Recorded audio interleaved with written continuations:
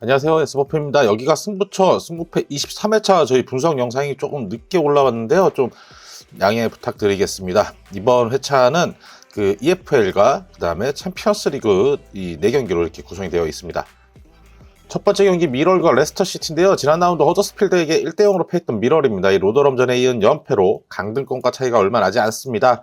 주전 수비수 이 조 브라이언은 부상으로 결정하게 됩니다.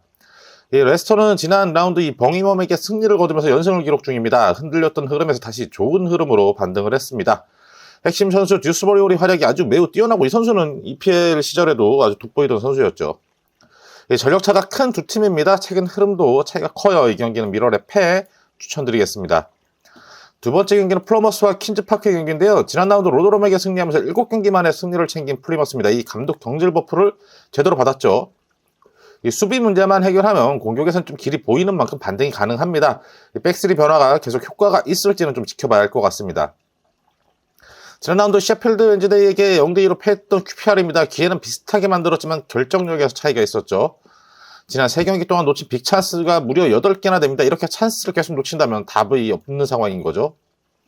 임시기 감독 체제인 이 플리머스 빅찬스 미스가 많은 퀸즈파크 무승부 가능성이 높지만 분위기는 이 플리머스 홈팀 쪽으로 좀 기울죠. 플리머스의 승무 추천드리겠습니다.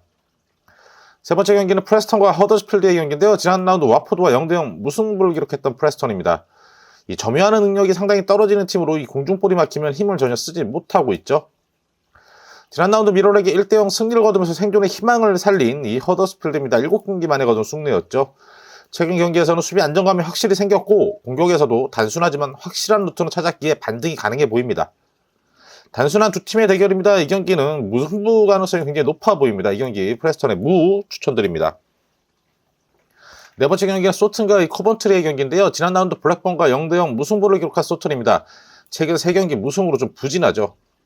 그래도 징계로 빠졌던 주전 이 풀 제임스 브리가 복귀한다는 것은 소튼에게 다행인 상황입니다. 지난 라운드 강팀 리즈를 2대1로 잡아내면서 플레이오프 진출의 희망을 살려낸 이 코번트리입니다. 최근 6경기에서 5승 1패 굉장한 상승세로 흐름이 좋습니다. 전력은 소튼이 좀 앞서 있어요. 근데 다만 두 팀 분위기의 차이가 있는 만큼 변수가 작용할 것으로 보입니다. 소튼의 승무 추천드립니다.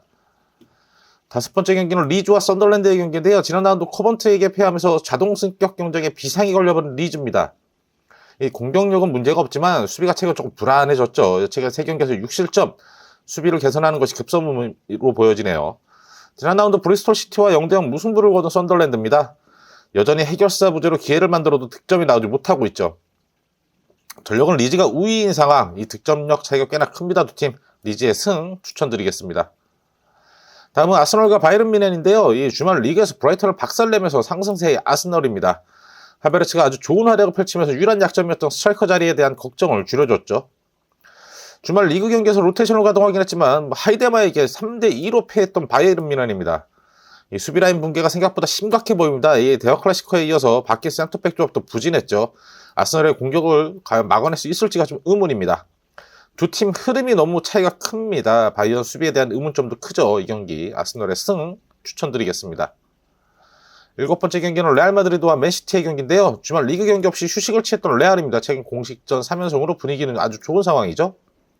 이 크루트와 알라바는 여전히 부상으로 결장 중입니다. 지난 주말 리그에서 크리스탈 팰리스에게 2대4 원정 경기 승리를 하면서 역시 분위기가 좋은 맨시티죠.